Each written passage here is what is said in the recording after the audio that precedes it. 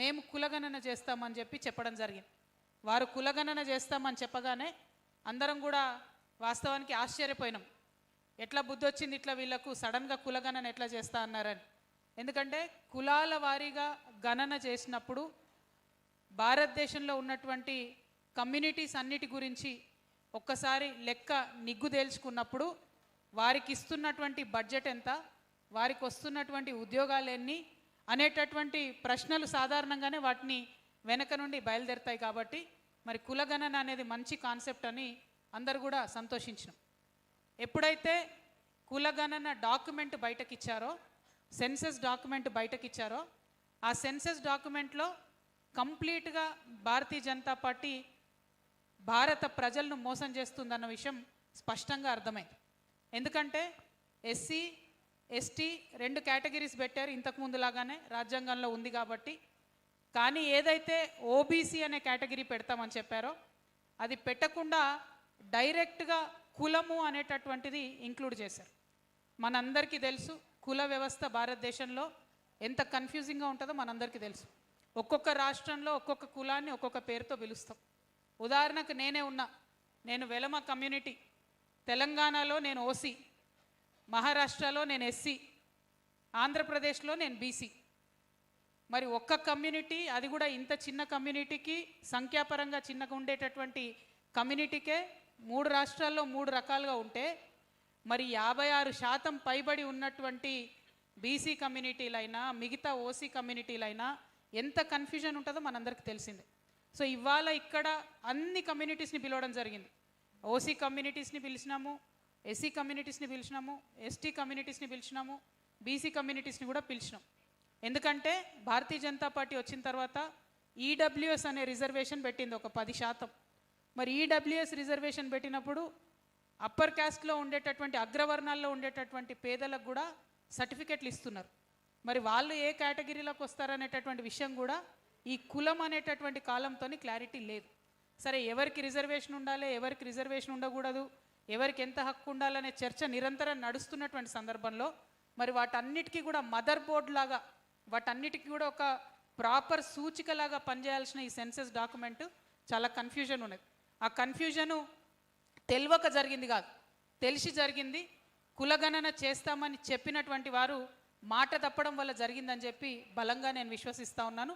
మరి దేశవ్యాప్తంగా ఈ చర్చ జరుగుతుంది, మన తెలంగాణలో కూడా ఈ చర్చ జరగాలి. తెలంగాణ నుండి మనం ఒక ఒపీనియన్ ఇవ్వాలి కేంద్ర ప్రభుత్వానికి అన్న ఉద్దేశంతో ఇవాళ ఈ రౌండ్ టేబుల్ సమావేశం ఏర్పాటు చేయడం జరిగింది.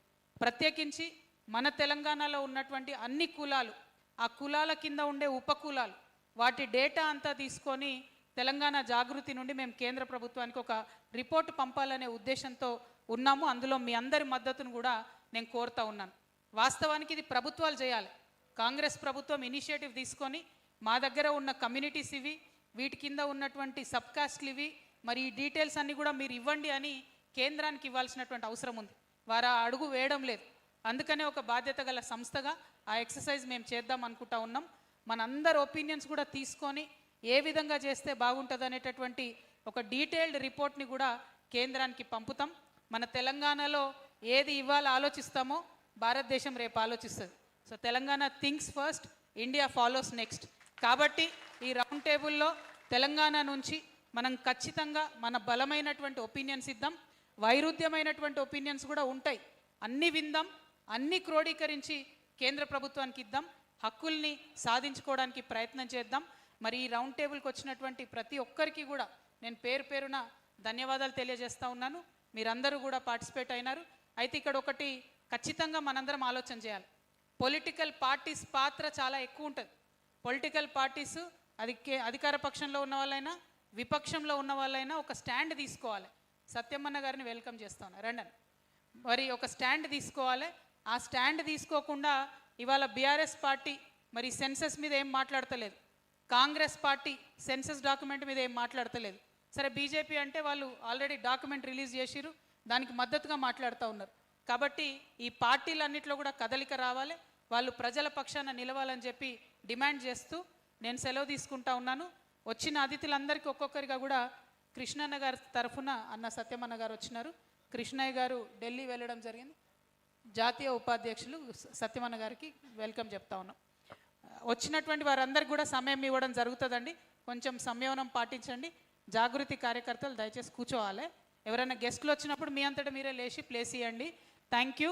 జై తెలంగాణ. నరేష్, నవీన్ గెస్ట్ల కోసం చూడండి, వస్తున్నారు చాలామంది, కూర్చోబెట్టుకోండి.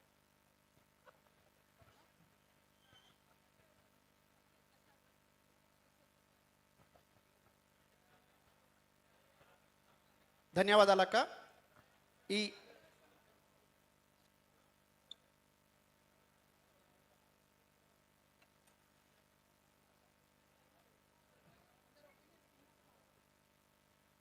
ధన్యవాదాలక్క. ఈ రౌండ్ టేబుల్ సమావేశంలో మాట్లాడించే వ్యక్తులకు కూడా చిన్న విజ్ఞప్తి, ఇది క్లుప్తంగా మాట్లాడే ప్రయత్నం చేయండి దయచేసి. 2-3 నిమిషాల్లో చెప్తే బాగుంటుంది, ఎందుకంటే చాలామంది వక్తలు ఉన్నారు. ముందుగా నిరుద్యోగుల పక్షాన, ఇక్కడ ఉన్నటువంటి యువత పక్షాన ఉద్యమాలు నిర్వహించి ఈ సామాజిక తెలంగాణ ఉద్యమంలో భాగమైనటువంటి అశోక్, మీరు మాట్లాడితే లైన్ వస్తుంది, అశోక్ సార్ని మాట్లాడవలసిందిగా కోరుతాను.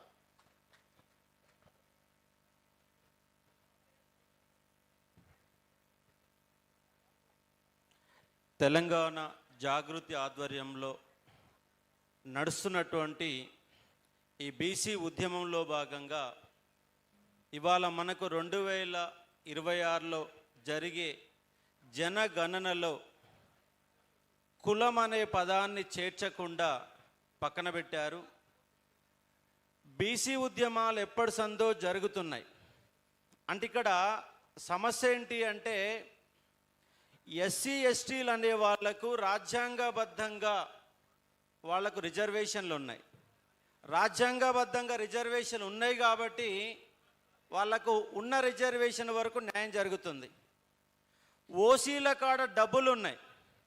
ఓసీల కాడ డబ్బులు ఉన్నాయి కాబట్టి వాళ్ళు రాజకీయ పదవులను కొనుక్కోగలుగుతున్నారు. దాంతోపాటు రాజకీయాలు ఓట్లు వచ్చినప్పుడు ఓట్లను కొనగలుగుతున్నారు, సీట్లను కొనగలుగుతున్నారు, అన్నీ చేయగలుగుతున్నారు. అంటే ఓసీల దగ్గరనేమో డబ్బులు ఉన్నాయి, ఎస్సీ ఎస్టీల దగ్గరనేమో రాజ్యాంగబద్ధంగా రిజర్వేషన్లు ఉన్నాయి. రాజ్యాంగబద్ధంగా రిజర్వేషన్లు 15% ఉన్నటువంటి ఎస్సీలకు ఇవాళ 19 సీట్లుంటే, అదే 52% ఉన్నటువంటి బీసీలకు కూడా అవే 19 సీట్లు ఉన్నాయి. ఒకవేళ అంబేద్కర్ గనక కష్టపడి 1935లోనే రిజర్వేషన్లు సాధించిండు. చాలామంది ఏమనుకుంటారంటే భారతదేశానికి స్వాతంత్రం వచ్చినాక 1952లో రిజర్వేషన్లు వచ్చినట్టు భావిస్తారు. 52లో రాలే ఎస్సీ ఎస్టీలకు, 1935లో వచ్చినాయి. 1927లో సైమన్ కమిషన్ వచ్చినప్పుడు ఆ సైమన్ కమిషన్కి నిలబడి కొట్లాడి 3 రౌండ్ టేబుల్ సమావేశాలకు హాజరై మా ఎస్సీలు అనేవాళ్ళు సమాజానికి దూరంగా విసిరివేయబడుతున్నారు, మాకెక్కడ కూడా అవకాశం లేదు, ఖచ్చితంగా రిజర్వేషన్ ఇవ్వాల్సిందే అని మహాత్మా గాంధీ 2వ సమావేశంకి వెళ్ళి 3వ సమావేశం, 3 సమావేశానికి కాంగ్రెస్ హాజరు కాలేదు, 3వ సమావేశానికి కాంగ్రెస్ హాజరు కాలేదు, కానీ 3 సమావేశాలకు హాజరై దళిత రిజర్వేషన్ల కోసం, ఎస్సీ ఎస్టీల కోసం నిలబడి కొట్లాడిండు. కాబట్టే మనకు 1935లో భారత ప్రభుత్వ చట్టం ప్రకారం 1937లోనే చట్టసభల్లో రిజర్వేషన్లకు వచ్చినాయి ఎస్సీ ఎస్టీలకు 1937లో. కానీ బీసీలకు ఇప్పటి వరకు, దేశానికి స్వాతంత్రం వచ్చి 75 సంవత్సరాలు దాటినా కూడా ఇప్పటి వరకు దేశంలో బీసీలు ఎంతమంది అంటే ప్రభుత్వం కాడ లెక్కలేవు. బ్రిటిష్ వాళ్ళ కాలంలో 1930స్లో చేసినటువంటి కులగణన తప్ప ఇప్పటిదాకా ఏ ప్రభుత్వం, కేంద్ర ప్రభుత్వం కాదు లేవు. మరి ఇవాళ కాంగ్రెస్ గవర్నమెంటు ఇన్నేళ్ల పాటు అధికారంలో ఉన్న కాంగ్రెస్ గవర్నమెంటు కులగణన చెయ్యలేదు. ఇవాళ ప్రతిపక్షంలో ఉన్న కాంగ్రెస్ గవర్నమెంటు కులగణన చేస్తామని రాహుల్ గాంధీ గారు ముందుకొచ్చారు, కానీ ఆయన కాడి మధ్యలోనే ఎత్తేసిండు. ఇవాళ కాంగ్రెస్ గవర్నమెంట్ ఒక స్టాండ్ తీసుకొని దేశంలో వాళ్ళకు పలుకుబడి ఉంది, కార్యకర్తలు ఉన్నారు, దేశవ్యాప్తంగా ఎందుకు ఆందోళన చేపట్టడం లేదు? నామకే వాసుగా ఒక రాజ్యాంగాన్ని పట్టుకొని పార్లమెంటుకు పోతుండే తప్ప సీరియస్గా కాంగ్రెస్ తీసుకోవడం లేదు. మరి కాంగ్రెస్ మీ ఎజెండా బీసీ ఎజెండా అయితే, 42% కామారెడ్డి డిక్లరేషన్ అయితే ఎందుకు స్థానిక సంస్థలలో రిజర్వేషన్లు కల్పించలేకపోయారు? 3,000 కోట్ల రూపాయల కోసం మీరెందుకు సాగిలపడ్డారు? నిజంగా 2.5 లక్షల కోట్ల బడ్జెట్లో 2.5 లక్షల కోట్ల బడ్జెట్లో కేవలం 3,000 కోట్ల కోసమే మీరు స్థానిక సంస్థల ఎన్నికలు నిర్వహించారా? ఇవాళ ఎన్నికలు పోతున్నారు. ఇవాళ పట్టణ సంస్థల్లో కూడా రిజర్వేషన్ అనేది ఇవ్వడం లేదు. రేపు ఎంపీడీ జెడ్పీటీసీలు ఇస్తామని చెప్తారు, పార్టీ పరంగా ఇస్తామన్నారు. ఓడిపోయే దగ్గర మీరు రిజర్వేషన్లు ఇస్తే ఎట్లా గెలుస్తాం? మీ దగ్గర డబ్బులు ఉన్నాయి, ఓటుకు 2,000, ఓటుకు 3,000, ఓటుకు 5,000 పెట్టి మీరు కొనుక్కుంటారు. బీసీల దగ్గర డబ్బులు లేవు. అంటే ఎస్సీ ఎస్టీల దగ్గరనేమో రిజర్వేషన్లు ఉన్నాయి, ఓసీల దగ్గరనేమో డబ్బులు ఉన్నాయి. మరి బీసీల కాడ ఏమున్నాయి? బీసీల కాడ డబ్బులు లేవు, రాజ్యాంగబద్ధంగా రిజర్వేషన్ లేవు, రెండూ లేని కారణంగా ఇలా బీసీ సమాజం అనేది చాలా వెనుకబడిపోతున్నది. ఇవాళ జాగృతి, తెలంగాణ జాగృతి ఒక ఓసీ కులానికి సంబంధించి, ఒక వెలమ కులానికి సంబంధించినటువంటి కవిత ముందుకు రావడం అనేది చాలా హర్షించదగినటువంటి ఒక పరిణామం. నేనేమంటున్నంటే, మీరు భవిష్యత్తులో ఇప్పుడు పార్టీ పెడతామంటున్నారు. మరి మీ పార్టీలో మా బీసీలకు 56% ఇస్తామని ఈ వేదిక ద్వారా మీరు ఒప్పుకునే ప్రయత్నం చేయాలి. ఎందుకంటే అన్ని పార్టీలు ఓట్ల కోసం అధికారంలోకి వస్తున్నాయి. మరి బీసీలకు న్యాయం చేయాలంటే ముందుగా మీరే మొదలు పెట్టండి. ఒక పార్టీగా, ఒక జాగృతి అనే ఒక పార్టీగా మేము 56% ఖచ్చితంగా బీసీలకే రిజర్వేషన్లు ఖచ్చితంగా ఇచ్చి తీరుతాం. మిగిలినటువంటి ఎస్సీ ఎస్టీలకు 20% వస్తాయి. 85% ఎస్సీ ఎస్టీ బీసీ వర్గాలకే రాజ్యాధికారం రావాలంటే ఖచ్చితంగా సాధ్యమవుతుంది. ఇవాళ బీసీలో ఉమెన్స్ అనే వాళ్ళు ఒక్కరు కూడా కనపడరు. ఇక్కడ ఒక్కలంటే ఒక్కరు కాదు, దాదాపు 200 మంది శాసనసభకు ఎన్నికైతే దాంట్లో బీసీ మహిళలు కేవలం 8 మంది మాత్రమే ఉన్నారు. ఇవాళ దేశంలో మహిళా నాయకురాలు ఎవ్వరు లేరు. ఒక జయలలిత, ఒక మాయావతి, ఒక పశ్చిమ బెంగాల్లో ఒక 2-3 నాయకులు మాత్రమే ముందుకొచ్చారు. ఇవాళ దేశంలో తెలంగాణ రాష్ట్రంలో ఒక బలంగా జనాన్ని ప్రభావితం చేసేటటువంటి ఒక నాయకురాలు కవిత గారు ఉన్నారు. ఎందుకంటే కవితకు మించినటువంటి మహిళా నాయకురాలు ఇంకా పెద్ద స్థాయిలో కనపడతలేరు. కాబట్టి మీరు స్టాండ్ తీసుకోండి. ఇవాళ మహిళా జనాభా 50% ఉంది. ఆ 50%లో ఖచ్చితంగా మహిళల యొక్క స్థానం కూడా ఉంటుంది. కాబట్టి దాన్ని మీరు పరిగణలో తీసుకొని ఇదే వేదిక నుంచి మహిళలకు ప్రాధాన్యం ఇస్తాం. 56% ఖచ్చితంగా మహిళలకు మీ సీట్లు, మొత్తం బీసీలకు సీట్లు ఇస్తాం. ఎస్సీ ఎస్టీ కేటగిరీ ఇస్తాం. ఓసీలది కాదు మా పార్టీ, బీసీలదని ఈ వేదిక నుంచి ప్రకటించండి ఖచ్చితంగా. ఎందుకంటే వాళ్ళ కాంగ్రెస్ కానీ, వాళ్ళ బీజేపీ కానీ, ఏ పార్టీలు వచ్చినా కూడా బీసీలను దూరం పెట్టే ఒక ప్రయత్నం చేస్తున్నాయి. మీరు కనుక హక్కున చేర్చుకుంటే మీ పార్టీకి బలం వస్తుంది. నేను ఇవాళ నిరుద్యోగుల కోసం కొట్లాడుతున్నా. ఇవాళ ఈడబ్ల్యూఎస్ రిజర్వేషన్ ఎవ్వరు అడగకున్నా 10% ఇచ్చారు. కానీ పక్క రాష్ట్రాలలో మొత్తం 100%లో 10% వేయడం. ఓపెన్ కోటాలో 10% అంటే 5% ఇవ్వాలా, కానీ 10% తీసుకున్నారు. తీసుకున్న కారణంగా 74 మార్కులు వచ్చినటువంటి బీసీడీ ఉమెన్కు సీట్ రాలా. 74 మార్కులు వచ్చిన బీసీడీ ఉమెన్కు సీట్ రాలే. కానీ 64 మార్కులు వచ్చినటువంటి ఓసీ ఉమెన్కి ఈడబ్ల్యూఎస్ కోటాలో ఉద్యోగం వచ్చింది. 10 మార్కులు తక్కువ వచ్చినటువంటి ఉమెన్కి. అంటే బీసీలు డెవలప్లో ఉన్నారా, ఓసీలు డెవలప్లో ఉన్నారా అర్థం చేసుకోవాలి. సరే, మాకు మననే వచ్చింది. ఇన్నేళ్లుగా మీ రిజర్వేషన్లకు మీ దూరం ఉన్నారు. అయినా దూరం ఉన్నప్పటికీ మీ జనాభా లెక్కలు తీయండి, మీ ఉద్యోగాలు లెక్కలు తీయండి, మీ పార్టీలు లెక్కలు తీయండి, మీ ఎమ్మెల్యే లెక్కలు తీయండి. ఏ లెక్కలు తీసినా ఓసీలో అగ్రభాగంలో ఉన్నారు. రిజర్వేషన్ ఫలాలు లేకపోయినా ఇవాటి వరకు 40% రాజకీయ పదవులని, 40% ఉద్యోగాలను కొల్లగొట్టారు. ఇవాళ జరుగుతున్నటువంటి బీసీ పంచాయతీ మొత్తం కేవలం రాజకీయాల చుట్టే తిరుగుతుంది. కానీ రాజకీయాల కంటే ఎక్కువ న్యాయం జరిగేది విద్యా ఉద్యోగ రంగంలో న్యాయం జరుగుతుంది. వాళ్ళ జేఈ సీట్లు ఉన్నాయి, వాళ్ళ మెడికల్ సీట్లు ఉన్నాయి, ఇంజనీరింగ్ సీట్లు ఉన్నాయి, యూనివర్సిటీల సీట్లు ఉన్నాయి, ఉద్యోగాలు ఉన్నాయి. మొన్న 783 ఉద్యోగాలు గ్రూప్ 2లో ఉంటే ఎంతమంది, ఎన్ని సీట్లు ఓసీలకు వచ్చినాయి? ఇవాళ మన గ్రూప్ 1లో టాప్ పోస్టులు రాష్ట్రంలో 563 ఉద్యోగాలు టాప్ పోస్టులు ఉంటే దాదాపుగా 35 నుంచి 40% ఓసీలకు వచ్చినాయి. మీ జనాభా ఉన్నది కేవలం 10%లో ఉన్నట్టు మీకు 40% ఉద్యోగాలు పొందుతున్నారు. కాబట్టి తెలంగాణ జాగృతిని నేను ఒక ఇంటెలెక్చువల్ పర్సన్గా, ఒక నిరుద్యోగ అంశాల మీద మాట్లాడే వ్యక్తిగా ఈ సభ నుంచి తెలంగాణ జాగృతి బీసీ వాదానికి కట్టుబడి నిలబడి ఉంది.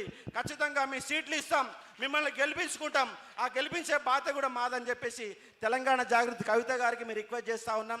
ఎందుకంటే చాలామంది మాట్లాడడానికి నాకు గంట సేపు అయినా కూడా సమయం సరిపోదు. కానీ చాలామంది ఉన్నారు కాబట్టి నా యొక్క ప్రసంగాన్ని ముగిస్తూ ఉన్నాను. థ్యాంక్ యూ అన్న. ఇస్మాయిల్ అన్న, రామారావు గారు మాట్లాడి వెళ్తారు. తర్వాత పెద్ద ఆయన ఉన్నారు, మాట్లాడి వెళ్ళిపోయే వాళ్ళని మాట్లాడి బ్యాలెన్స్ చేయండి అన్న. ఓసీ బీసీ అందరు కలిపి